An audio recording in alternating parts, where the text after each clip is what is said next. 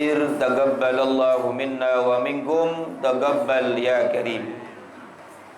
Hadratil mukarram yang mulia, para alim, para ulama, para asatidz, wabil khusus guru-guru kita Al-Mukarram Bapak Kiai Haji Ahmad Habibi Abdul Rashid Ramli, Bapak Kiai Haji Zulfa Mustafa Mukarram bin Yusuf, Bapak Kiai Haji Dr. Andes Muhammad Ja'far.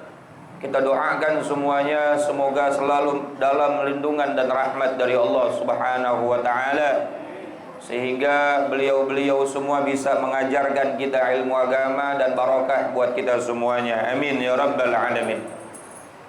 Pengurus Majelis Ta'lim Ukhuwah Islamiyah Bapak Haji Basrain, Ustaz Haji Muhammad Tahir, kita doakan pula mudah-mudahan istiqamah dan semangat ngurusin majelisnya dan juga berkah buat kita semua, serta pengurus Masjid Babut Taqwa Bapak Sartono beserta jajarannya, mudah-mudahan juga diberkahi oleh Allah Subhanahu wa taala, dan seluruh para jamaah Bapak, Ibu dan saudara-saudaraku yang dimuliakan oleh Allah Subhanahu wa taala. Puji syukur kita panjatkan ke hadrat Allah pagi hari ini biiznillah wa biqudratillah. Atas izin Allah kita semua diberi sehat afiat dan panjang umur, dan yang paling utama Allah menetapkan iman Islam dalam jiwa kita, sehingga pagi ini di akhir bulan Syawal kita kembali bisa kumpul untuk membuka kembali majelis ta'lim yang kita cintai, yakni majelis ta'lim ukhuwah Islamiyah. Alhamdulillah, setelah beberapa minggu kita liburkan karena datangnya hari raya Idul Fitri, ya, di antara majelis yang tidak tutup pada saat Ramadan adalah majelis ukhuwah Islamiyah, tutupnya menjelang hari raya. Alhamdulillah. Maka saya mengucapkan minal aidin wal faizin wal maqbulin kullu amin wa antum bi khair, taqabbalallahu minna wa minkum taqabbal ya karim. Semoga Allah menerima semua ibadah Ramadan kita, baik yang wajib atau yang sunnah, dan semoga Allah Subhanahu wa taala kembali mempertemukan kita dengan Ramadan indah berikutnya di tahun-tahun yang akan datang dalam keadaan lebih baik lagi, lebih sehat lagi, dan lebih diberkahi lagi. Amin ya rabbal alamin. Mohon maaf lahir dan batin. Sebetulnya kalimat mohon maaf lahir batin ini tambahan budaya di Indonesia. Kalau Rasulullah dulu saat Idul Fitri hanya menyebut pada saat selesai Ramadan, taqabbalallahu minna. Rasulullah saling mendoakan semoga Allah terima ibadah saya dan ibadah kalian. Tapi Indonesia ajib, tambahannya mohon maaf lahir dan batin, yaitu seiring dengan kalimat taqwa, seiring dengan ciri-ciri orang yang bertakwa yang Allah terangkan dalam Al-Quran surat Ali Imran, ya. Wal 'afina 'anil nas. Di antara ciri orang yang bertakwa adalah orang yang mudah memaafkan kesalahan orang lain. Kita ingin membuktikan bahwa kita ini termasuk orang yang bertakwa. Sementara puasa yang Allah Subhanahu wa taala wajibkan sebulan penuh, tujuan utamanya adalah la'allakum tattaqun, agar kita termasuk jadi orang yang bertakwa. Maka nggak ada salahnya ketika kita mengatakan mohon maaf lahir dan batin, karena ingin mengungkapkan dan ingin membuktikan diri kita sebagai orang yang bertakwa, maka wajiblah kita saling memaaf. Mudah-mudahan dengan salingnya kita memaafkan satu sama lain membuat Allah tambah ridha terhadap diri kita. Amin ya rabbal alamin. Bapak Ibu yang dirahmati dan dimuliakan Allah Subhanahu wa taala. Sebetulnya saya enggak ceramah, yang ceramah guru kita, ya, halal bihalal, sambil nunggu guru kita. Saya ingin menyampaikan ada sebuah ayat di dalam Al-Qur'an, tepatnya di surat Fatir. Surat apa, Pak? Surat Fatir. Surat Fatir. Surat Fatir juz berapa itu? Surat Fatir satu surat sebelum surat Yasin. Ini sebelum Yasin ada namanya surat apa? Fatir. Di ayat ke-29 dan ayat 30, dua ayat. Allah katakan, Bismillahirrahmanirrahim. Innal ladzina yatluna kitaballah wa aqamus shalah wa anfaqu mimma razaqnahum sirran wa alaniyah yarjuna tijaratan lan tabur liwafiyahum ujurahum wa yazidahum min fadlih. Innal ladzina yatluna kitaballah wa aqamus shalah wa anfaqu mimma razaqnahum sirran wa alaniyah. Ada 3 perintah Allah di sini. 3 perintah yang menghasilkan apa? Tijaratan lan tabur. Tahu enggak tijaratan lan tabur, Pak? Perdagangan yang tidak ada bangkrutnya. Pengen enggak kita bisnis enggak ada bangkrutnya? Untung terus. Untungnya itu adalah dapat rahmat Allah yang tidak pernah terputus. Kalau Allah sudah berikan rahmat dan tidak pernah terputus, maka kehidupan kita dijamin bahagia, dijamin nyaman, dijamin solusi tetap ada. Ya, Allah bahkan katakan dalam ayat yang 30 itu liyuwaffiyahum ujurahum. Allah sempurnakan ganjarannya. Wa yazidahum min fadlih, dan Allah menambahkan keagungan fadlnya. Sudah disempurnakan ganjaran dan Allah menambahkan fadlnya. Fadl itu apa? Satu kelebihan yang Allah berikan. Allah memberikan sesuatu yang menjadi cita-cita kita itu bifadlillah, karena fadlnya Allah. Dulu Nabi Sulaiman pernah ditanya, dipuji sama seluruh rakyatnya, hebat kamu Sulaiman, kerajaan di dunia ini milik kamu. Manusia, jin, setan semua tunduk sama kamu. Apa jawaban Nabi Sulaiman, Pak? Hadza min fadli Rabbi. Ini adalah fadl dari Allah. Nah, orang yang melaksanakan 3 hal ini akan dapat fadlnya Allah Subhanahu wa taala. Sudahlah pahalanya disempurnakan oleh Allah, lalu Allah kasih fadl. Mau enggak? Tiga perintah ini saya kasih tahu, Pak, kira-kira. Insya Allah kalau kita amalin ini, Allah berikan kita fadl yang luar biasa. Yang pertama apa? Alladzina yatsluna kitaballah. Orang-orang yang senantiasa membaca kitabnya Allah Subhanahu wa taala. Dalam tafsir, dia membaca Al-Qur'an setiap waktu. Dalam tafsir yang lain, dia betul-betul menggali isi Al-Qur'an dengan ilmunya, sehingga dia ketahui syariat agama dengan baik sebab dia mempelajari Al-Qur'an. Kalau saya ingin sederhanakan kalimatnya, kalimat yang pertama, innal ladzina yatsluna kitaballah, adalah orang-orang yang selalu menuntut ilmu agama. Jadi syarat yang pertama kalau pengen mendapatkan ganjaran yang sempurna, fadl yang luar biasa, jangan pernah lupa sama yang namanya ngaji. Innal ladzina yatsluna kitaballah. Maknanya bisa baca Quran, bisa juga memahami Al-Quran sesuai dengan tafsirnya, atau mempelajari ilmu agama. Mempelajari ilmu agama dengan sempurna. Baru wa aqamus salah. Setelah itu dia mendirikan salat. Wa anfaqu mimma razaqnahum sirran wa alaniyah. Dan menginfakkan yang namanya harta yang Allah berikan kepada dirinya, baik dalam keadaan sirran, sembunyi-sembunyi, wa alaniyah, atau dalam keadaan terang-terangan, dalam keadaan lapang atau dalam keadaan sempit. Saya ingin kembali kepada ayat sebelumnya. Sebelum kalimat aqamus salah, sebelum kalimat wa anfaqu mimma razaqnahum sirran wa alaniyah, ada ayat yang pertama tadi apa? Yatsluna kitab Allah. Ini Allah ngasih urutannya cakep, Pak.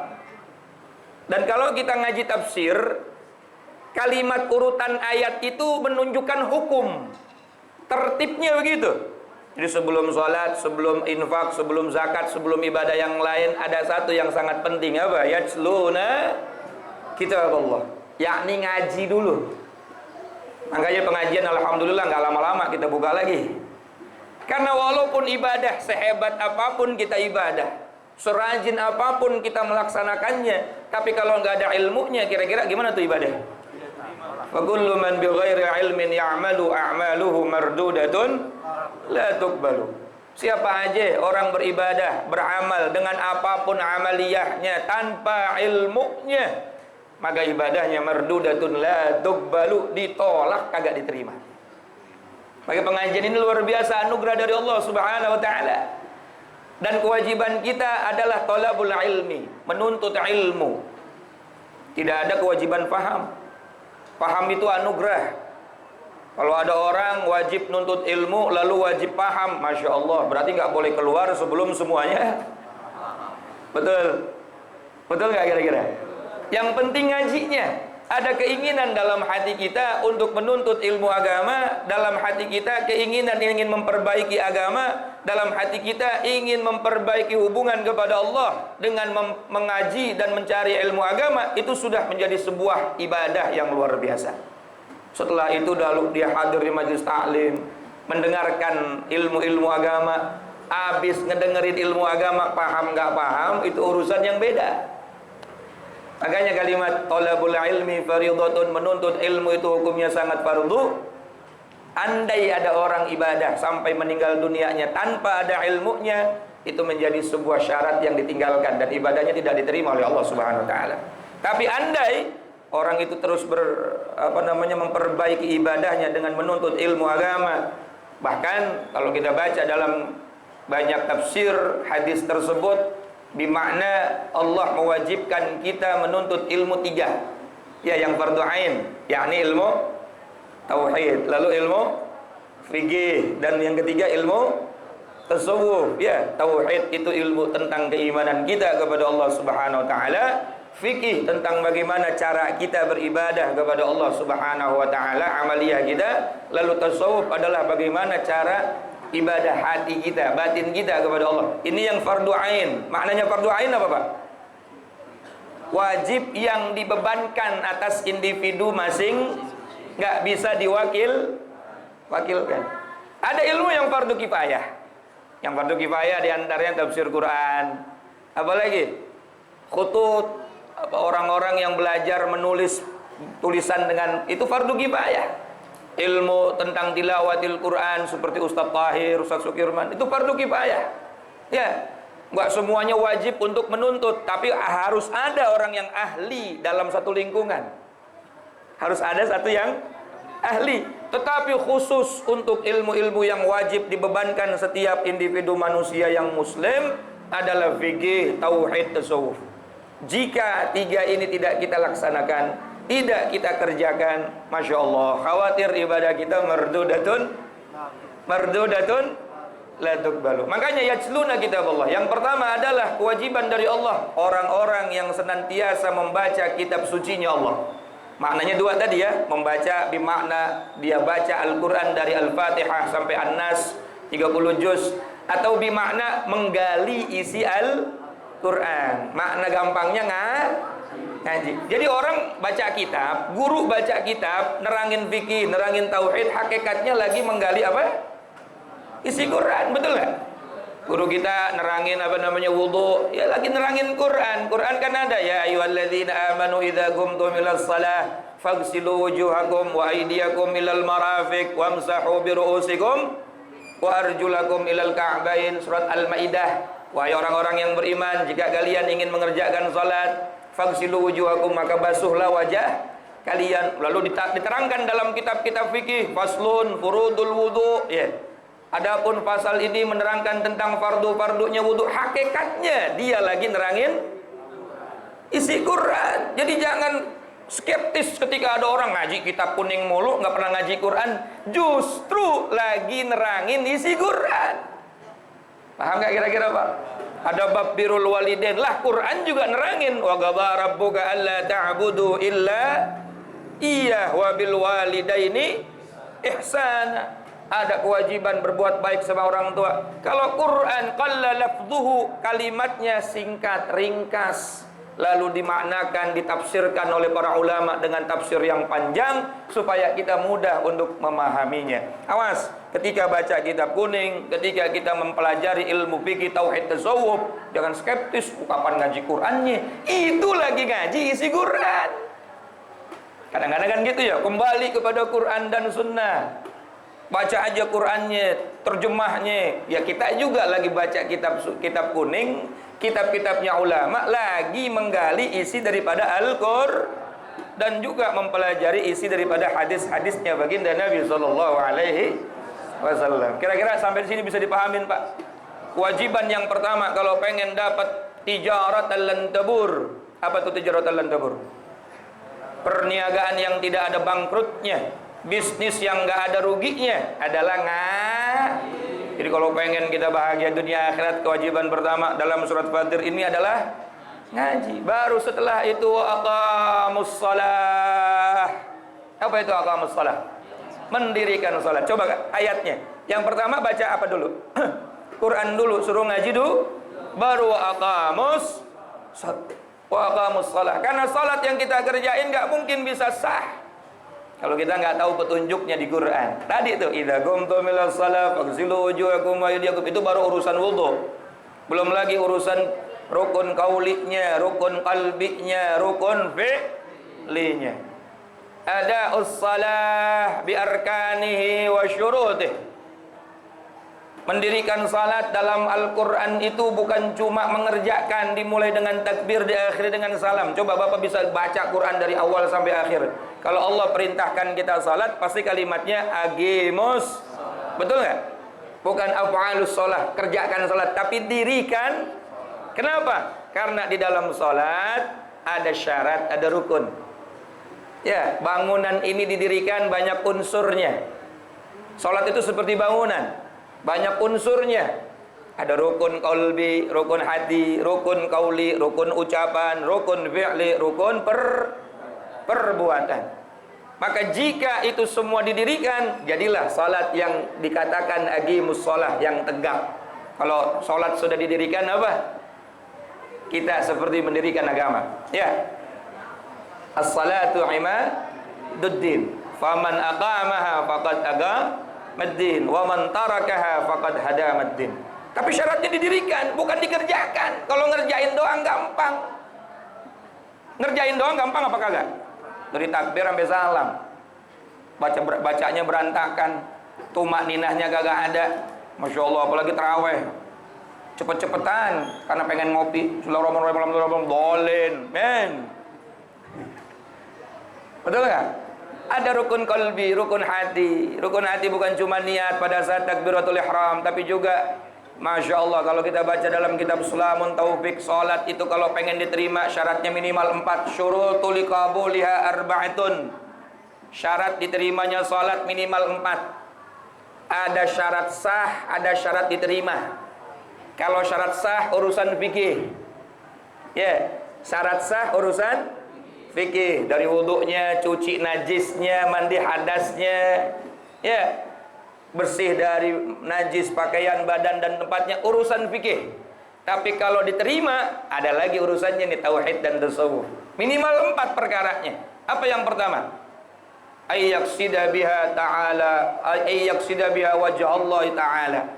Dia salat semata-mata hanya ingin mencari ridhanya Allah Subhanahu wa taala. Enggak ada lagi tami'an minadz dzaubi wala harban minal iqabi. Bahkan hatinya udah kagak mikirin lagi tuh yang namanya pahala, udah kagak mikirin lagi sama yang namanya siksa neraka. Dia cuma biar Allah ridha.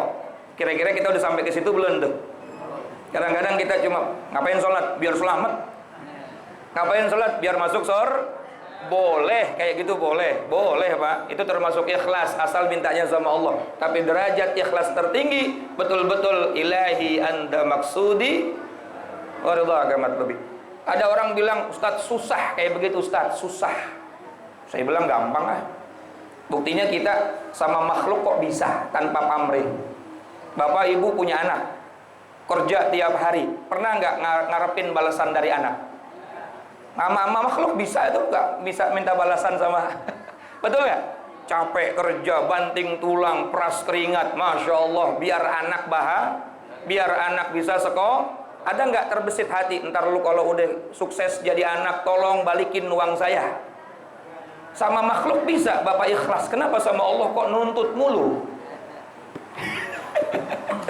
Berarti cintanya kita sama Allah lebih cinta mana? Nah, ternyata mudah sebetulnya kalau memang tingkatan cinta kita, ikhlas kita kepada Allah luar biasa. Udah, orang yang sudah sampai kepada derajat ikhlas tertinggi, maka dia ibadah hanya untuk mencari ridha. Sama seperti seorang muda-mudi yang lagi sedang kasmaran. Betul. Dianterin ke sono, dianterin ke sini, hujan badai, Masya Allah, panas terik, nggak pernah minta ongkosnya mana. Ikhlas apa kagak tuh? Ikhlas apa enggak? Kadang-kadang duitnya habis, badannya, mukanya celeng kena matahari, demi si buah hatinya seneng, dia bahagia aja itu. Kenapa sama Allah nggak bisa? Jadi itu setan yang ngomong susah lah ikhlas kayak begitu mah. Kepada makhluk kok kita bisa luar biasa ikhlasnya, luar biasa totalitasnya tanpa pamrihnya. Tapi kenapa kepada Allah dikit-dikit bagi dong?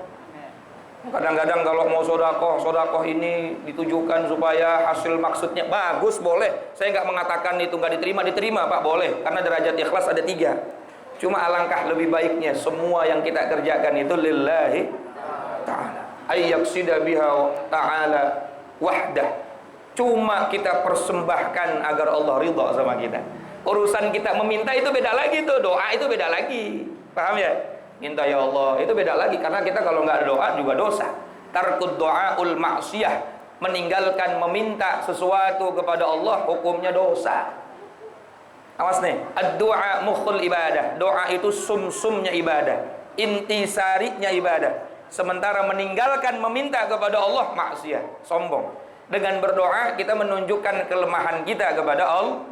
Kita butuh Allah, kita ingin Allah membantu urusan kita. Sementara meninggalkan berdoa, hukumnya dosa. Jadi doa boleh, wajib bahkan hukumnya. Tapi tujuan kita dalam ibadah kalau bisa jangan ada embel-embel. Lillahi ta'ala. Paham gak kira-kira Pak? Masya Allah. Itu yang pertama. Yang kedua, sholat ibadah kalau pengen diterima oleh Allah apa? Wa ayyakuna ma'kulahu wa malbusahu wa musallahu halalan. Makanannya, pakaiannya, tempatnya, pastikan semuanya sumbernya halal. Kalau bersih dari najis, urusan fikih. Fikihnya udah cakep, bajunya udah bersih dari najis, pakaiannya udah bersih dari najis, badannya udah bersih dari najis, tempat sholatnya udah bersih dari najis.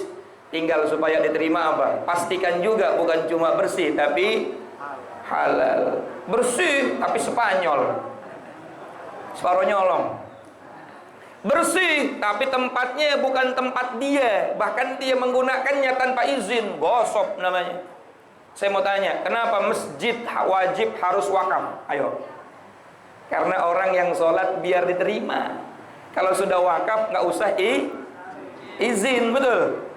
Misalnya saya datang ke rumahnya Bapak Haji Basroin, tiba-tiba saya sholat tanpa izin, itu secara ilmu fikih gosok karena belum izin. Itu bisa jadi sholat saya nggak diterima karena belum dapat izin dari pemilik tanah yang saya gunakan sholat itu. Makanya masjid kudu diwakafkan supaya orang siapapun muslimin masuk ke masjid tanpa izin dia melaksanakan sholat aman. Karena syurut liqabuliha, syarat diterimanya ibadah diantaranya wajib sumbernya harus halal. Saya sering bilang sama teman-teman saya yang lagi ngontrak, kalau ente 2 hari 3 hari terlambat bayar kontrakan, telepon, WA, SMS sama yang punya, minta izin sehari 2 hari saya belum bisa, biar yang punya tanahnya ngisi. Nah kalau dia kan kontraknya cuma sampai 30 hari, hari ke-31 belum bayar, ngerendang tuh yang punya tanah, dia sholat Allahu Akbar, bisa masalah sholat kita, bisa masalah zikir kita di tanah tersebut. Apa susahnya izin? Nah ini biar kita tambah rapi. Makanya sebelum ibadah yatsluna kitab Allah, baca dulu tuh cara-caranya ada dalam Quran. Baca dulu Al-Qurannya, ngaji dulu dan seterusnya. Lalu yang ketiga, lanjut apa kagak nih? Hah? Ini kok sampai jam 7:30 saya ngomong ya? Terusin. Yang ketiga, wa ayyahdura qalbahu fiha, biar salat diterima, ibadah diterima, bukan cuma niat baik, semuanya halal, hati juga kudu hadir. Biqadri hudurikum, kata Nabi, diterimanya salat kamu, zikir kamu seukuran konsentrasinya hati kamu. Ya, berapa persen kita konsentrasi? Ya kalau syarat sah, asal baca Fatihah sah, asal baca bacaan salat sah. Tapi kalau mau diterima saat baca Fatihah konsentrasi, saat membaca rukun-rukun gauli konsen. Habib Lutfi bilang begini, gampang deh kalau model-model kayak kita yang lagi belajar khusyuk, minimal 3 dalam sholat tuh yang kita konsentrasi. Yang pertama kapan? Saat baca Al-Fatihah. Yang pertama saat takbiratul ihram, ya konsentrasi betul-betul niatnya benar. Yang kedua saat membaca surah Al-Fatihah. Yang ketiga saat membaca tahiyat akhir. Ya, konsentrasi. At-tahiyatul mubarakatus salawatut thayyibatu lillah. Bahkan dalam fikih saja mura'atu hurufiha, mura'atu tasydidatiha, menjaga hurufnya, menjaga tasydidnya itu wajib. Itu fikih loh. Jadi kalau ada satu tasydid yang tidak terbaca bisa masalah. Hurufnya dibacanya tidak sesuai makhrajnya bisa. Itu baru urusan fikih, urusan tauhid tasawuf wa huduriha. Dia kudu berusaha menghadirkan hatinya. Ini kok ngaji baru-baru udah tinggi amat, bukan tinggi Pak. Urusan masalah fikih tauhid tasawuf yang paling rendah. Ya, supaya apa? Kualitas ibadah kita meningkat. Ya, bukan cuma dimulai takbir diakhiri dengan salam lalu setelah itu pusing lagi. Padahal Allah katakan, "Aqimis shalah, innas salata tanha 'anil fahsya'i." Dirikan salat, sesungguhnya salat dapat mencegah diri kamu dari perbuatan keji dan munkar. Tapi habis salat banyak orang keji lagi, munkar lagi. Yang salah salatnya apa orangnya? Wa'mur ahlaka bis shalah wastabir 'alaiha la nas'aluka rizqa nahnu narzuquka wal 'aqibatu lid-taqwa. Perintahkan dirimu salat, keluargamu salat, la nas'aluka rizqa. Kami enggak minta rezeki, nahnu narzuquka. Kami yang jamin rezeki kamu, kata Allah. Kalau salatnya benar, Allah jamin rezeki kita. Tapi banyak orang habis sholat pusing lagi, bayar utang dari mana. Bisa jadi bukan sholatnya yang salah, kitanya belum menyempurnakan, sehingga balasan dari Allah belum sempurna kepada kita. Makanya ayo kita sempurnakan. Nah, secara fikih mura'atu hurufiyah, mura'atu tasydidatiha, secara tauhid dan tasawuf usahakan hadir. Bahkan bukan cuma sholat Pak. Kalau baca Quran Bapak nggak tahu artinya, setiap hurufnya 10 kebaikan sudah pasti. Kalau solawat Bapak nggak tahu artinya, setiap solawat 10 kebaikan sudah pasti. Tapi kalau zikir nggak bakalan dapat apapun dari zikir dan doa kita kecuali kita tahu maknanya dan hadir hati saat menyebutkannya. Itu bedanya tuh. Dalam kitab Sulamul Munajat, Syekh Nawawi mengatakan minimal ada 3 syarat orang berzikir. Yang pertama ikhlas, yang kedua ma'rifatul makna, tahu artinya. Yang ketiga huduru qalbi, hadir atau konsentrasi saat menyebutkannya. Ada orang zikir ya Fattah, ya Fattah, ya Fattah, nggak tahu artinya, nggak dapat apa-apa. Betul nggak kira-kira? Ya Fattah, ya Quddus, ya Salam, ya Fattah, ya. Tapi dia nggak tahu artinya, dapat pahala nggak kira-kira? Hasil maksudnya nggak kira-kira? Kagak tahu. Tapi kalau dia salawat Allahumma shalli ala sayyidina Muhammad wa ala ali sayyidina Muhammad, udah dapat pasti. Dia baca Quran, Bismillahirrahmanirrahim, Tabarakalladzi biyadihil mulku wa huwa ala kulli syai'in qadir. Enggak tahu artinya, udah pasti dapat pahala. Tapi khusus buat zikir dan doa 3 syaratnya. Ikhlas, tahu maknanya, dan hadir hatinya. Allahumma inna nas'aluka salamatan fid din. Minimal tahu secara garis besarnya, oh doa ini biar saya selamat dalam agama. Kadang ada orang doa tapi nggak tahu maknanya. Allahumma wazwazuzlizuam. Artinya apa? Udah yang udah. Lah ente aja nggak tahu apa yang ente minta, ya jamaah gimana urusan? Paham nggak kira-kira? Ya, Rabbana hablana min azwajina wa dzurriyyatina. Kalau misal itu Al-Qur'an dapat pahala baca Quran saja, tapi makna doa itu dia nggak tahu, ya dia nggak dapat apa-apa. Nah, oleh karena itu minimal tahu garis besarnya doa yang kita sebut itu buat apa. Ya makanya saya sering doa pakai bahasa Indonesia biar yang ngaminin paham deh. Kadang-kadang bapak kalau lagi umroh atau haji sama istrinya, ibu kalau berangkat umroh atau haji sama bapaknya di depan Ka'bah suruh kenceng baca doanya. Khawatir dalam hati dia minta doanya, ya Allah kawin lagi, ya Allah kawin, diaminin. Ya, jadi doa itu wajib harus ma'rifatul makna. Dia yang dia ucapkan harus dia tahu maknanya. Lalu kemudian hudurul qalbi. Walhasil menghadirkan hati atau konsentrasi itu menjadi syarat penting diterimanya sebuah amalan. Paham ya? Konsentrasi dan hadirnya hati menjadi syarat penting sebuah amalan itu termasuk urusan sholat. Jadi biqadri hudurikum, seukuran hadirnya hati kalian, sholat itu diterima oleh Allah Subhanahu wa taala. Kalau sah mah pasti sah. Awas nih, sah mah pasti kalau sesuai dengan ilmu wudunya udah, mandi junubnya udah, apalagi bacaannya Udah, tinggal diterima atau tidaknya itu diantaranya tadi itu ikhlasnya. Apalagi tadi halal haramnya dijaga. Lalu konsentrasi. Yang ketiga, yang terakhir, yang keempat, wa alla ya'juba biar ibadah diterima jangan ada sifat ujub. Sifat ujub itu merasa bangga dengan ibadah yang kita kerjain, yakin banget ibadah ini bakal nyelamatin saya, lalu saya merasa lebih baik dari orang lain. Nah, ini ngancurin pahala nih. Ngaji berat nggak Pak ngaji? Berat, apalagi subuh ya, Masya Allah. Yang malam habis tonton bola kan lebih berat lagi. Ya, tapi lebih berat lagi ngejaga hati. Setelah keluar dari masjid ngelihat ada orang kagak ngaji, oh mendingan gua ngaji daripada lu kagak dah. Baca Quran berat, tapi lebih berat lagi ngejaga hati. Saya mau udah baca Quran daripada lu kagak pernah baca Quran. Ngerasa lebih baik, ujub terhadap ibadah, ngancurin pahala ibadah. Nah, ini ibadah apapun yang kita kerjain nggak bakalan bisa sempurna sebelum yajluna kita Allah. Ada yang namanya manual book, ada buku petunjuk, yakni Al-Quran. Itulah yang harus kita terus cari dan kita kaji dalam setiap majelis-majelis ilmu. Tujuannya kan itu, menyempurnakan ibadah, betul nggak? Nah, jadi inti ngaji kita adalah yajluna kitab Allah, menggali isi Al-Quran. Dan terakhir, wa anfaqu mimma razaqnahum sirran wa alaniyah, dan menginfakkan harta baik dalam keadaan lapang dan dalam keadaan sempit. Walaupun nggak punya duit, hati kita tuh kepengen manfaat buat orang lain. Apa yang bisa kita keluarin. Bahkan ciri orang yang bertakwa dalam surat Ali Imran pertama kali Allah sebutkan orang takwa itu apa? Alladzina yunfikuna fis-sarra. Wah, hafal semua ayatnya. Orang takwa itu cirinya mau menginfakkan hartanya baik dalam keadaan sempit atau dalam keadaan lapang. Dalam keadaan lapang atau dalam keadaan sempit. Walhasil orang takwa bukan orang yang pelit. Makanya kalau minimal Jumatan bawa duit lah Pak. Jumatan seminggu sekali kagak bawa duit, Masya Allah. Ini kadang-kadang ngerogoh kantong doang, ragu kontong. Kirain mengambil duit, ngambil tasbih. Lewat kotak amal dia baca subhanallah, subhanallah, subhanallah. Pas udah lewat alhamdulillah, alhamdulillah.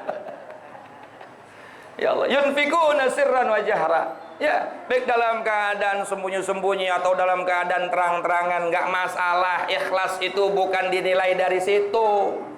Awas. Ikhlas itu di dalam hati manusia masing-masing. Nggak ada orang bisa nilai.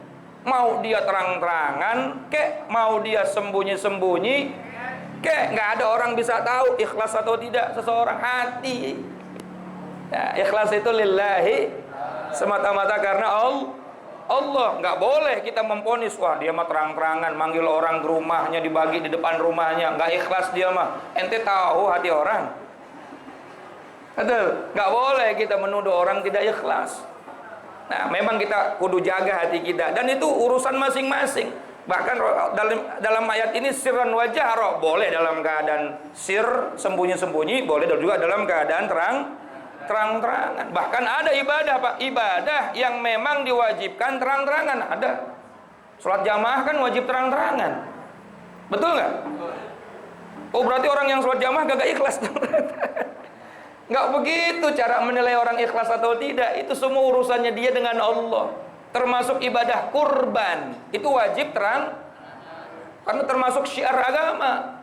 Betul ya, jadi nggak bisa dinilai seseorang itu ketika beribadah, menunjukkan ibadahnya lalu kita katakan dia tidak ikhlas. Karena ikhlas itu urusan pribadi dia kepada Allah. Ma'asyiral jamaah yang dirahmati Allah, inilah 3 perkara. Ya, yajluna kitab Allah, istiqomah baca Quran, istiqomah ngaji, wa aqamus shalah, lalu dirikan salat sesuai dengan ilmu salat baik dalam fikih, tasawuf dan tauhidnya. Lalu wa anfaqu mimma razaqnahum sirra wa alaniyah, punya harta jangan pelit kita infakkan di jalan Allah. Yarjuna tijaratan lan tabur. Orang yang model begini, yang istiqomah melakukan 3 hal ini, dipastikan hidupnya seperti berbisnis kepada Allah yang gak pernah ada ruginya. Agak ada yang amin ini. Jadi orang itu bakal sukses terus Pak. Syaratnya 3 tuh ya, ngaji nggak pernah berhenti. Aqamus shalah, salat terus dilakukan sesuai dengan caranya, ilmunya. Lalu infak, sedekah, zakat dan lain sebagainya dikeluarkan sesuai dengan syarat dan ilmunya. Yarjuna tijaratan lan tabur. Orang itu seperti lagi berbisnis yang nggak pernah bisnisnya bangkrut. Makanya kita lagi bisnis nih sekarang. Kita lagi bisnis sekarang, ngaji, Masya Allah, asal niatnya benar ya. Lalu nanti sholatnya benar. Lalu ada harta kita infakkan kepada Allah dengan cara yang benar. Yarjuna tijaratan lan tabur. Liwafiyahum ujurahum wa yazidahum min fadli. Dilanjutkan ayatnya. Nanti Bapak bisa baca lagi di rumah ya. Surat apa, Pak? Fatir. Ayat berapa? 29 ayat 3. 2 ayat tuh. Allah sempurnakan balasannya. Subhanallah. Yang ngomong siapa ya? Balasannya disempurnain sama Allah. Kalau udah sempurna gimana nih balasannya? Kagak ada yang bisa menolak daripada kesedihan kita kalau Allah udah bisa memberikan balasan yang sempurna. Wa yazidahu min fadli, dan ditambahkan apapun yang menjadi keinginan kita, cita-cita kita, min fadli, dari fadl anugerahnya Allah Subhanahu wa taala. Jadi kalau pengen sukses gampang, 3 aja ini: ngaji, sholat, sedekah. Ngaji, sholat, sedekah. Ngaji, sholat. Udah itu aja. Gampangnya gitu. Ujung-ujungnya, intinya daripada ayat itu adalah 3 tadi: ngaji, sholat jangan ditinggal, baik yang wajib dan yang sunnah sesuai dengan ilmunya. Lalu sedekah sirron wa alaniyah. Masya Allah. Yarjuna tijaratan lan tabur. Insya Allah ukhuwah Islamiyah dan majelis-majelis taklim yang lain ini kita jadikan sebagai bisnis kita kepada Allah. Ya. Bukan cuma bisnis dalam rangka kita pengen dapat untung dari Allah, lalu ada transaksi, bukan. Memang niatnya mencari ridhanya Allah, tapi mengharap janji dari Allah. Yarjuna tijaratan lan tabur. Segala sesuatunya tidak akan rugi. Lalu Allah menyempurnakan balasan itu dengan balasan yang luar biasa dan fadl yang luar biasa dari Allah buat kita semua. Lihat, kalau memang dilakukan dengan benar, tidak ada yang belangsak, Pak. Betul nggak? Lihat orang-orang yang istiqomah ngajinya, husnul khotimah, keluarganya aman, nyaman, damai. Betul? Rezekinya lancar. Betul nggak? Ya 3, janji Allah bukan janjinya caleg. Janji Allah di Quran bukan janjinya capres. Ini janjinya Allah. Kalau kita tidak yakin kepada Allah, Masya Allah, lalu apa gunanya iman kita? Innallaha la yukhliful mi'ad. Mudah-mudahan kita semua termasuk orang yang istiqomah. Ini biar motivasi kita nih. Motivasi kita biar kagak males ngaji. Betul? Ini kan pembukaan ya. Biar kita ngajinya rajin. Masya Allah, mudah-mudahan istiqomah sampai kita mati dalam keadaan lagi ngaji dan husnul khatimah. Masya Allah. Mudah-mudahan kita semua termasuk orang-orang yang beruntung dunia akhirat. Sekali lagi mohon maaf lahir batin, banyak kalimat yang mungkin tidak berkenan di hati bapak-bapak dan ibu-ibu sekalian, karena saya mungkin yang paling kecil di antara bapak-bapak dan ibu-ibu, paling muda. Umur saya masih 17 tahun setengah. Tapi kalau ngomong kencang-kencang banget. Ya kalau kagak kencang kagak kedengeran suaranya.